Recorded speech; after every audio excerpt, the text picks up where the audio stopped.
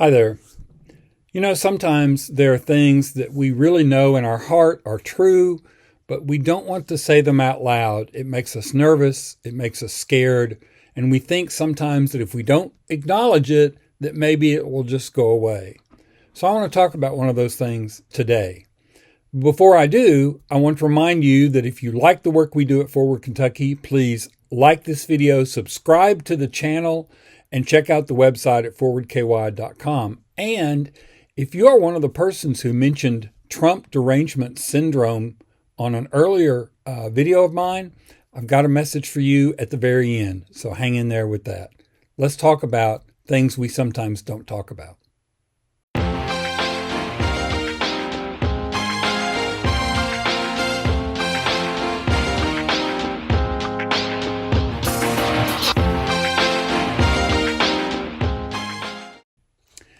So I want to read you a quote from Lee Bollinger, who is a First Amendment scholar, a former law school dean, and former president of the University of Michigan and of Columbia University. I want to read this quote to you and then I want to talk about it. He says, "We're in the midst of an authoritarian takeover of the U.S. government. It's been coming, and not everybody is prepared to read it that way. The characters regarded as people to emulate, like Orban and Putin and so on, all indicate that the strategy is to create an illiberal democracy or an authoritarian democracy or a strongman democracy. That's what we're experiencing. Our problem, in part, is a failure of imagination. We cannot get ourselves to see how this is going to unfold in its most frightening versions. You neutralize the branches of government, you neutralize the media, you neutralize universities, and you're on your way." The first sentence, I'm going to call it out again. We're in the midst of an authoritarian takeover of the U.S. government. We are not facing a constitutional crisis.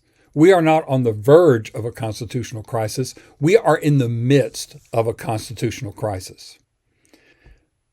We have a branch of the government, the executive branch, that is doing things that are unconstitutional and illegal every day, and we're only 2 months in to this term.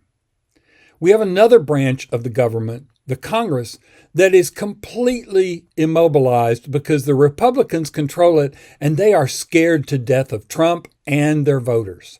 They are all cowards and refuse to call out anything that's going on, even though they know it's wrong. That leaves the courts. And so far, the courts are trying to hold the line and keep Trump from doing things that are unconstitutional and illegal. However, as Andrew Jackson famously said, and by the way, there's a bust of Andrew Jackson behind Trump on his desk. As Andrew Jackson famously said about the Supreme Court, they've made their decision, let them enforce it. We have never had in this part of our country's history, we have never had a president who, by and large, ignored the courts, defied the courts, said he wouldn't do what the courts said. There are Trump officials who have said, I don't care what the courts say, we're going to go ahead with this program. We are in the midst of an authoritarian takeover of our government. You've got to see it. And the only way to stop it, because Congress isn't going to stop it, and the presidency, the executive branch, is full of Trump and Trump lackeys, and they're not going to stop it. And if he defies the courts, then what? The only way to stop it is going to be for the people of this country to realize that we're in the midst of this and to stand up and say, we're not going to have this. There's a study that says that it only takes 3.5% of the population of a country to rise up in protest in order for the government to back up from what it's doing. We do not have until 2028 to make a change. We may not have 2026 to make a change. As much as it hurts us to think it, as much as it hurts us to say it, as much as it is painful to watch, we have to name that we are in the midst of an authoritarian takeover of our government.